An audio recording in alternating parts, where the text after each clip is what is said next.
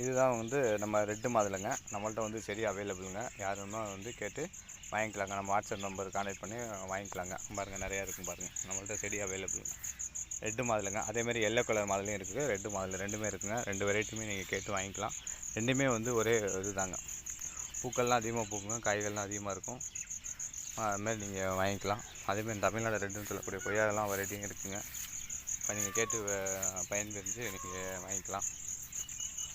காய்கள்லாம் உங்களுக்கு வந்து செடியில் வந்து காய்கள்லாம் நிறையா இருக்கும் பாருங்கள். பூக்கள்லாம் பாருங்கள் எப்படி இருக்கு பாருங்கள். ரெட்டு மாதுளைன்னு சொல்லுவோம். ஃபுல்லாக பார்க்குற இடம்லாம் ஒரு பூ காயுமா நிறையா இருக்குங்க.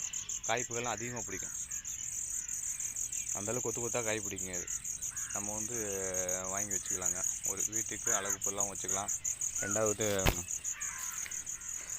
இதுக்கெல்லாம் பயன்படுத்திக்கலாங்க. சாப்பாட்டுக்கு நம்ம சாப்பிட்றதுக்கு வேணும் அப்படின்னாலும் பயன்படுத்திக்கலாம். அளவுக்கு வேணுனாலும் பயன்படுத்திக்கலாம்.